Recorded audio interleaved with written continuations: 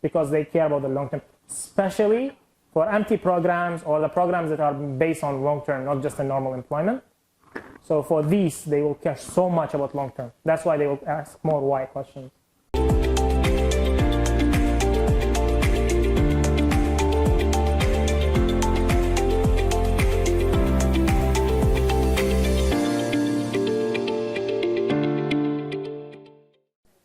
So she wanted to understand how you work.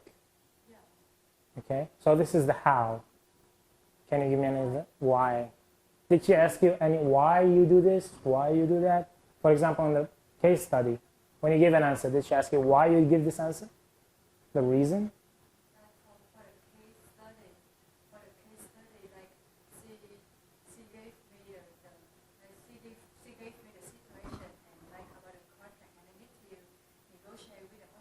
I didn't know much about like some contract terms, and like in that case, like the department of the pharmacy, they forced me to do it that way, but it's not the right with my company's policies. So like in that case, what should I do? And like how can I do it? And then I just, because at that time I just a fresher, so it's just like I just answer like I will make a report and send it to her and ask her how to negotiate in that term or this term. Mm-hmm. And then I will negotiate with the hospital. It's just a vague answer. And then she picked one specific terms.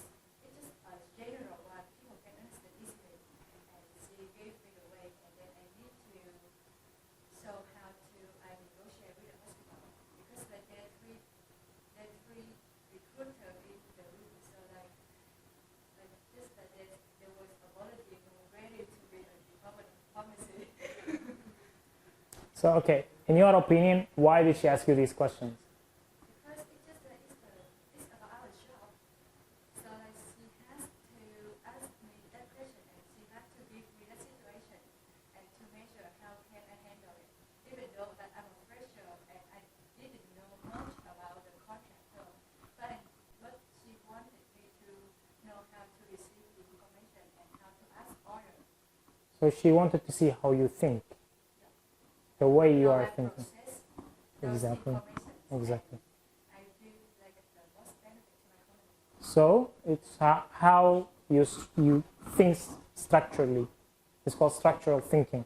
How you organize your ideas in order to get to a goal.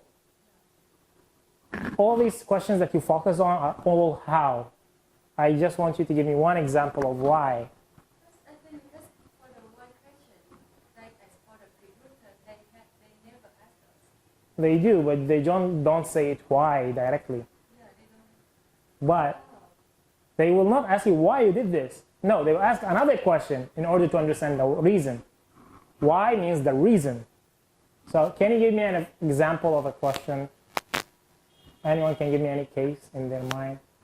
When a recruiter interview they saw and the interviewer said, ask a question to understand how the person is thinking.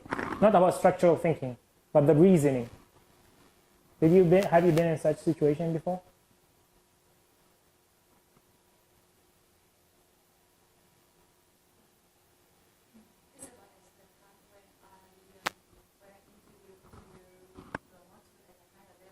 Yes. My regional manager, she asked me like why I need to work in my company for at least like 1.5 years like that.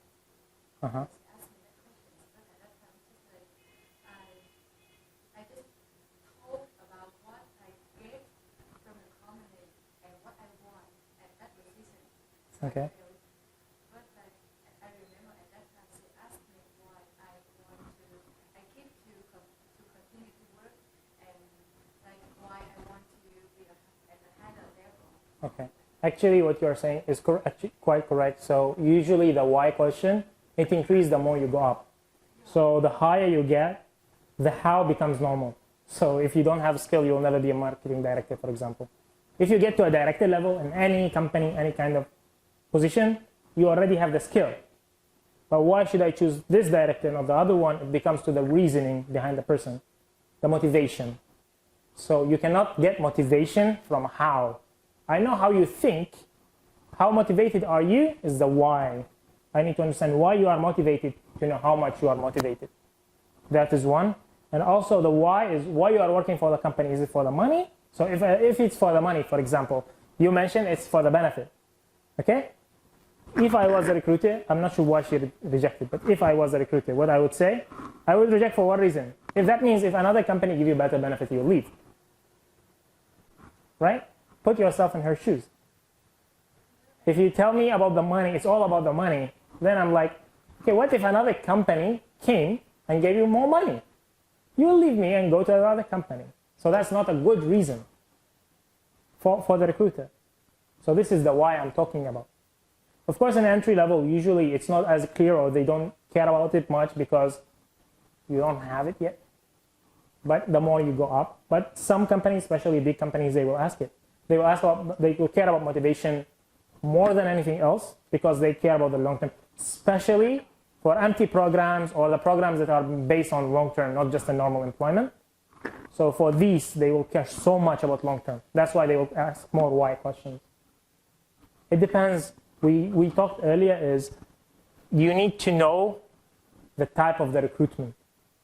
Usually if it's a freelancer, you don't care about why because you don't want them to stay with you. It's just like a temporary position.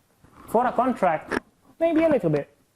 For an entry level, maybe a bit, but not as important. But for someone who you want to hire to become a manager, we said some people you will hire that you want them to be managers. So these people, you'll focus on why because you need to know how they are thinking, to know if they are suitable or no. You mentioned that the core values earlier of the company, right? So how can you find out if the person fall in line with the values of the company? Can you do that with a what or how question?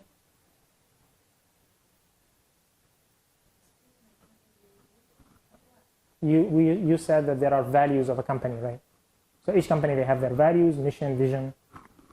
Can you find if this employer, like you are a candidate, can I find out?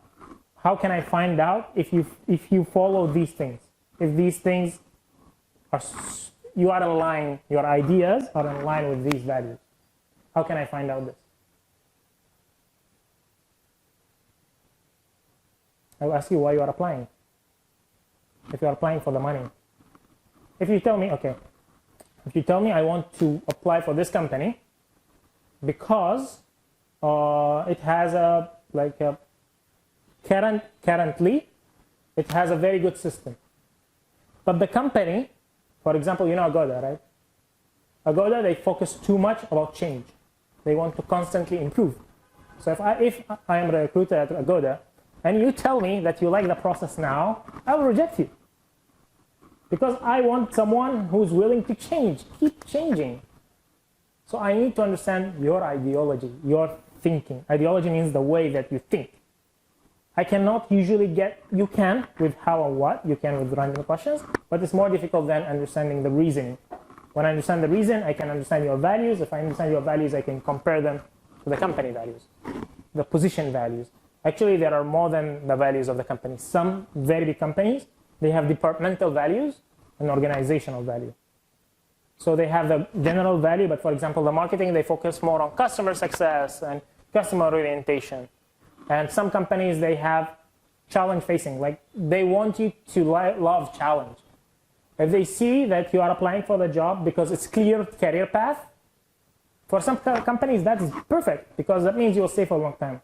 But for other companies, that means that, okay, if you want something clear, that means you don't like challenge. Our whole company is based on challenges. You are not suitable. It does not mean you are not qualified. It's just that you are not suitable for the company. Is it clear? So these are the things that you need to find out in an interview. To do that, you need to ask questions. Okay, I'll ask you one question. Okay. What type of interview is the best for the candidate, not for the employer? Like what type of interview, there is a very high chance if you do it, you'll get the job.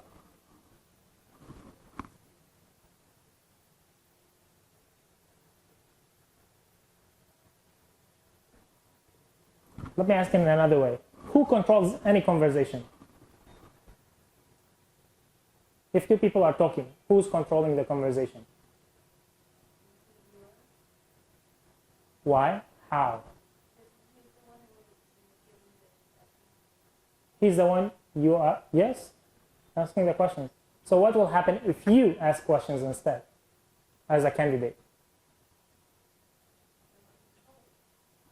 Exactly. The one in control is the one who dictates the result.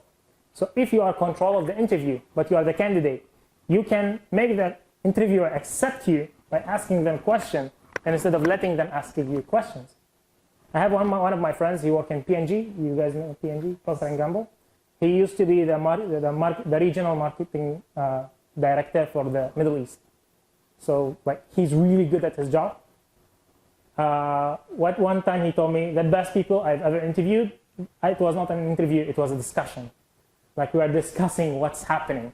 I tell them about the job. They ask me about the KPI, they ask me about the team members,